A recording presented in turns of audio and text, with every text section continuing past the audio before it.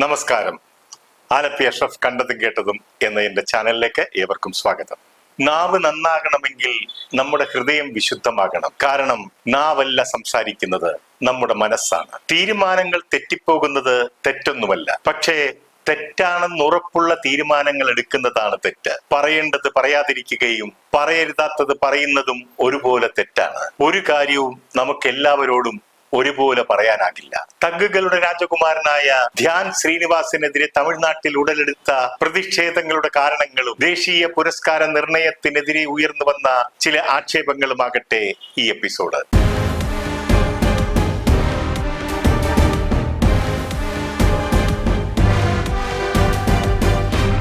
താരസംഘടനയായ അമ്മയുടെ രക്ഷകനായി ധ്യാൻ ശ്രീനിവാസൻ എത്തുന്നു. സംഘടനയുടെ പ്രസിഡന്റ് സ്ഥാനം ഏറ്റെടുക്കാൻ ധ്യാൻ തയ്യാറാണെന്ന് അറിയിച്ചു കഴിഞ്ഞു എന്ന ചിലരുടെ വിളംബരങ്ങൾ സിനിമാ ലോകത്താകെ മുഴങ്ങിക്കേട്ടു. ഒടുവിൽ ആ വിളംബരം ധ്യാനിന്റെ കാതിലുമെത്തി. ഈ വാർത്തയുടെ സത്യാവസ്ഥ വിളംബരം ചെയ്തുകൊണ്ട് ധ്യാൻ പൊതുമധ്യത്തിലുമെത്തി. ധ്യാൻ പറയുന്നു, മോഹൻലാലിനോടൊപ്പം അയർലൻഡിൽ ഒരു സ്റ്റേജ് ഷോയിൽ പങ്കെടുത്തുകൊണ്ടിരിക്കുമ്പോഴാണ് താൻ അമ്മയുടെ പ്രസിഡന്റ് ആകാൻ സന്നദ്ധത പ്രകടിപ്പിച്ചതായി അറിയിച്ചതായ വാർത്ത ശ്രദ്ധയിൽപ്പെടുന്നത്. ഇത് ഞാൻ മനസ്സാ വാച അറിഞ്ഞ കാര്യമല്ല. ഇതിന്റെ പിന്നിൽ അജു വർഗീസിന്റെ പവർ ഗ്രൂപ്പാണ്. ഞാൻ അമ്മയുടെ പ്രസിഡന്റ് ആകാൻ പോകുന്നു എന്ന വാർത്ത എന്റെ അമ്മയുടെ ചെവിയിലുമെത്തി. അമ്മ പറഞ്ഞു, മകനെ, നീ അമ്മയുടെ പ്രസിഡന്റ് ആകാൻ പോകുന്നു എന്ന വാർത്ത ഞാൻ കേട്ടു. അതൊരിക്കലും സംഭവിക്കരുത്. നിന്റെ അച്ഛൻ പ്രസിഡന്റ് ആകാത്തതിന്റെ കാരണം നേരായ ആളുകൾക്ക് ആ സ്ഥാനം വഹിക്കാൻ കഴിയില്ല എന്ന് അദ്ദേഹം എന്നോട് പറഞ്ഞിട്ടുണ്ട്. ചില അനീതികൾക്ക് നേരെ കണ്ണടയ്ക്കേണ്ടി വരും. ഇവിടെ അമ്മ എന്താണ് ഉദ്ദേശിച്ചതെന്ന് എനിക്ക് പൂർണ്ണമായും മനസ്സിലായില്ല. എന്നാൽ ഈ വാചകം കേട്ട നമുക്കൊക്കെ നന്നായി മനസ്സിലാക്കാൻ സാധിക്കും. കാരണം കുറെ നാളുകളായി നടക്കുന്ന വെട്ടിപ്പും തട്ടിപ്പും ചീഞ്ഞു നാറിയ കഥകളുമൊക്കെ നമ്മൾ കാണുകയും കേൾക്കുകയും ഒക്കെയാണല്ലോ. ഇതൊക്കെ തുടങ്ങിയിട്ട് കാലങ്ങൾ ഏറെയായി. അതാണല്ലോ ശ്രീനിവാസൻ തന്റെ ഭാര്യയോട് പറഞ്ഞത്. അതിപ്പോൾ അതിന്റെ എല്ലാ സീമകളും ലംഘിച്ച് പുറത്തു വന്നിരിക്കുകയാണ്. അജു വർഗീസ് പ്രിയ സ്നേഹിതനായ ധ്യാനിന് ഒരു ഉപദേശം കൊടുക്കുന്നുണ്ട്. അമ്മയുടെ പ്രസിഡന്റ് ആയതിനു ശേഷം മറ്റുള്ളവരുടെ കണ്ണിൽ പൊടിയിടാൻ കുറച്ച് ജീവകാരുണ്യ പ്രവർത്തനങ്ങൾ ചെയ്ത ശേഷം ജനങ്ങളെ കയ്യിലെടുത്താൽ തമിഴ്നാട് മുഖ്യമന്ത്രി വിജയിയെ പോലെ നിനക്കും മുഖ്യമന്ത്രിയാകാം. ധ്യാൻ ഒരു പ്രഖ്യാപനം അങ്ങ് നടത്തി. അമ്മയുടെ പ്രസിഡന്റ് സ്ഥാനം വഹിക്കാൻ ഞാനില്ല, ആ സ്ഥാനം ഞാൻ രാജിവെച്ചിരിക്കുന്നു, ശ്വേത തന്നെ തുടരട്ടെ എന്ന്. എന്നാൽ മുഖ്യമന്ത്രിയാകുന്ന രംഗം ധ്യാൻ ഭാവനയിൽ കണ്ടു നോക്കി. ഞാൻ മുഖ്യമന്ത്രിയായി സത്യപ്രതിജ്ഞ ചെയ്യുമ്പോൾ സാരി ഉടുത്ത് നവ്യ മുൻനിരയിൽ ഉണ്ടാകുമെന്ന് ഞാൻ പ്രതീക്ഷിക്കുന്നു. ധ്യാൻ ഉപമിച്ചതും ഉന്നം വെച്ചതും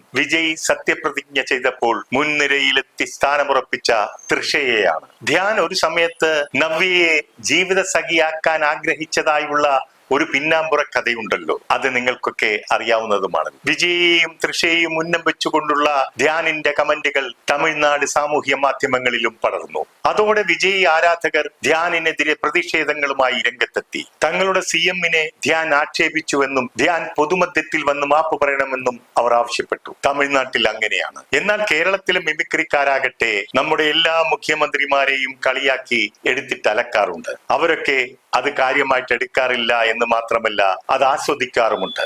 എന്നാൽ തമിഴ്നാട്ടിലെ സ്ഥിതി മറിച്ചാണ്. തമിഴിലെ നടനും മിമിക്രി ആർട്ടിസ്റ്റുമായ ചിന്ന ജയന്ത് ഒരിക്കൽ എന്നോട് പറഞ്ഞു, നിങ്ങളുടെ നാട്ടിൽ CM-നെ കളിയാക്കുന്നത് പോലെ ഇവിടെ ചെയ്താൽ ഞങ്ങളുടെയൊക്കെ വീട് വരെ കത്തിച്ചു കളയുമെന്ന്.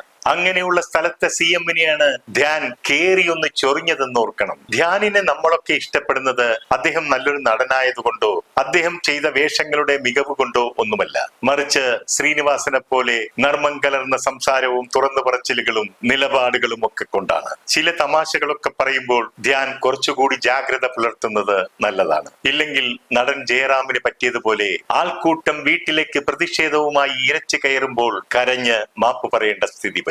ഈ കോലാഹലങ്ങൾക്കൊക്കെ ഇടയിലാണ് നമ്മുടെ ദേശീയ പുരസ്കാര പ്രഖ്യാപനം ഉണ്ടാകുന്നത്. ദേശീയ പുരസ്കാരം 4ാമത്തെ തവണയാണ് മെഗാസ്റ്റാർ മമ്മൂട്ടിക്ക് ലഭിക്കുന്നത്. ഈ പുരസ്കാര നിറവിൽ മലയാളികളായ നമ്മൾക്ക് ഓരോരുത്തർക്കും സന്തോഷമാണ്, അതിലേറെ അഭിമാനവുമാണ്. ഭ്രമയുഗം എന്ന ചിത്രത്തിലെ കൊടുമൺ പോറ്റിയെ അനശ്വരനാക്കിയത് മമ്മൂട്ടിയാണല്ലോ. അസാമാന്യമായ ഈ അഭിനയ മികവാണ് ജൂറിയുടെ പ്രശംസയ്ക്കും പുരസ്കാരത്തിനും നിദാനമായത്. ഈ ചിത്രത്തിന് വേണ്ടി മമ്മൂട്ടി എടുത്ത എഫർട്ടും ഒപ്പം ഇരുത്തം വന്ന അഭിനയവും കണ്ടിറങ്ങിയ പ്രേക്ഷകർ അന്നേ പറഞ്ഞിരുന്നു മമ്മൂട്ടിക്ക് ഈ വർഷത്തെ നാഷണൽ അവാർഡ് ഉറപ്പാണെന്ന്. ഈ ചിത്രത്തിലൂടെ മമ്മൂട്ടിക്ക് മാത്രമല്ല അവാർഡ് ലഭിച്ചത്, അതിന്റെ ഛായാഗ്രാഹകനായ ഷഹനാസ് ജലാലിനും ദേശീയ പുരസ്കാരം ലഭിക്കുകയുണ്ടായി. വൈക്കത്തുകാരനായ മമ്മൂട്ടിക്ക് മാത്രമല്ല വൈക്കത്തുകാരിയായ വിജയലക്ഷ്മിക്കും ദേശീയ പുരസ്കാരം ലഭിക്കുകയുണ്ടായല്ലോ. വൈക്കം വിജയലക്ഷ്മി അവസാന ലാപ്പിൽ പൊരുതിയത് ഗായിക ശ്രേയ ഘോഷാലുമായിട്ടാണ്. ഇവിടെയാണ് ഈ പുരസ്കാരത്തിന് മധുരമേറുന്നതും മലയാളികളായ നമുക്ക് അഭിമാനമേറുന്നതും. തനിക്ക് അവാർഡ് ലഭിച്ച ഗാനത്തെക്കുറിച്ച് വിജയലക്ഷ്മി പറയുന്നത്, തന്റെ ജീവിതത്തിലെ വെല്ലുവിളികളെ അതിജീവിക്കാൻ എപ്പോഴും തന്നെ പ്രോത്സാഹിപ്പിക്കാൻ ഉതകുന്ന വരികളായിരുന്നു അതിലുണ്ടായിരുന്നതെന്ന്. വൈക്കം വിജയലക്ഷ്മിയെ കുറിച്ച് ജൂറി ചെയർമാൻ ജയരാജ് പറഞ്ഞ ഒരു കാര്യമുണ്ട്. വിജയലക്ഷ്മിക്ക് കാഴ്ച പരിമിതി ഉണ്ടെന്നുള്ള സത്യം ജൂറിമാർ അറിയുന്നത് അവർക്ക് പുരസ്കാരം നൽകിയതിനു ശേഷം മാത്രമാണ്. മുൻപ് വാസന്തിയും ലക്ഷ്മിയും പിന്നെ ഞാനും എന്ന ചിത്രത്തിലെ അഭിനയത്തിന് കലാഭവൻ മണിക്ക് അവാർഡ് നൽകാതിരുന്നതിന്റെ കാരണമായി പറഞ്ഞിരുന്നത് ആ നടൻ ശരിക്കും അന്ധനാണെന്നാണ് ജൂറിമാർ എല്ലാവരും ധരിച്ചിരുന്നത്. അവാർഡ് പ്രഖ്യാപനത്തിന് ശേഷം മാത്രമാണ് ജൂറിമാർ അറിയുന്നത് കാഴ്ചയുള്ള നടന്റെ മികവുറ്റ അഭിനയമായിരുന്നു അതെന്ന്. അത് കാരണം അർഹതപ്പെട്ട അംഗീകാരം കലാഭവൻ മണിക്ക് അന്ന് ലഭിക്കാതെ പോയി. ഈ വർഷത്തെ ഏറ്റവും മികച്ച മലയാള സിനിമയ്ക്കുള്ള ദേശീയ പുരസ്കാരം ലഭിച്ചത് ഫെമിനിച്ചി ഫാത്തിമ എന്ന ചിത്രത്തിനാണല്ലോ. ഫാസിൽ മുഹമ്മദ് ആണ് അത് സംവിധാനം ചെയ്തിരിക്കുന്നത്. ഈ ചിത്രത്തിന്റെ മികവ് മനസ്സിലാക്കി അന്ന് ഈ ചിത്രത്തിന്റെ വിതരണ ചുമതല ഏറ്റെടുത്ത് തിയേറ്ററുകളിൽ എത്തിച്ചത് ദുൽഖർ സൽമാന്റെ റിലീസിംഗ് കമ്പനി ആയിരുന്നു എന്നുള്ളതും ശ്രദ്ധേയമാണ്. പുരസ്കാര നിർണയത്തിന്റെ ഫലം പുറത്തു വന്നപ്പോൾ ഷോക്കേറ്റത് മഞ്ഞുമൽ ബോയ്സ് എന്ന ചിത്രത്തിന്റെ അണിയറ പ്രവർത്തകർക്കും നിർമ്മാതാവിനുമായിരുന്നു. മത്സരത്തിന്റെ അവസാന റൗണ്ട് വരെ എത്തിയ അവരെ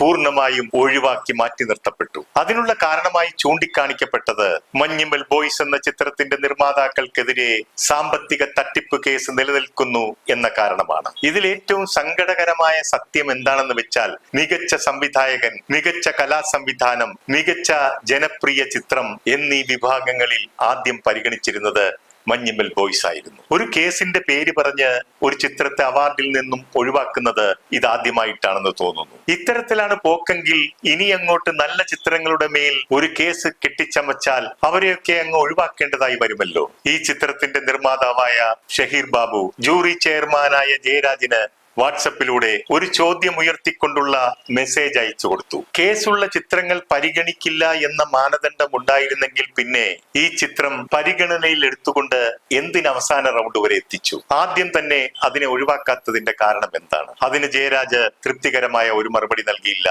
എന്നാണ് നിർമ്മാതാവ് പറയുന്നത്. ഇവിടെ ആ ചിത്രത്തിൽ പ്രവർത്തിച്ച അണിയറ പ്രവർത്തകരുടെയും അതിൽ അഭിനയിച്ച ചെറുപ്പക്കാരായ ഒരു കൂട്ടം കലാകാരന്മാരുടെയും പ്രതീക്ഷകൾക്ക് മങ്ങലേൽപ്പിച്ചുകൊണ്ട് അവരുടെ ചിറകുകൾ വെട്ടി വീഴ്ത്തി എന്നുള്ളത് ഒരു യാഥാർത്ഥ്യമാണ്. ഈ അന്യായത്തിനെതിരെ ചന്തു സലീം പ്രതിഷേധിക്കുകയും ശക്തമായി പ്രതികരിക്കുകയും ചെയ്തു. ചന്തു സലീം പറയുന്നു, നല്ല സിനിമകൾ തഴയപ്പെട്ടുകൊണ്ട് സാധാരണ സിനിമകൾ ആദരിക്കപ്പെടുമ്പോൾ ചോദ്യങ്ങൾ ഉയരുക തന്നെ ചെയ്യുമെന്ന്. കേന്ദ്ര സർക്കാരിന്റെ താല്പര്യങ്ങൾ സംരക്ഷിക്കുന്ന ചില ചിത്രങ്ങൾക്ക് ദേശീയ പുരസ്കാരം ലഭിക്കുന്നു എന്ന ആക്ഷേപം ഇത്തവണയും ഉയർന്നു വന്നിരുന്നു. ഇതിന് ജയരാജ് പറഞ്ഞ മറുപടി, ഞങ്ങൾ കണ്ടത് ഞങ്ങളുടെ മുൻപിൽ വന്ന ചിത്രങ്ങൾ മാത്രമാണ്, മറ്റൊന്നും ഞങ്ങൾ നോക്കിയിട്ടില്ല എന്ന്.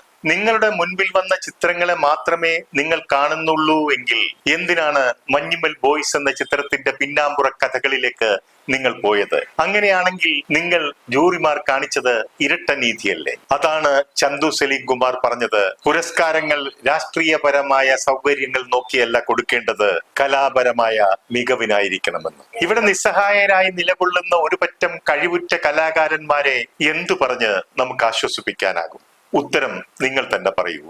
നിർത്തുന്നു. നന്ദി, നമസ്കാരം.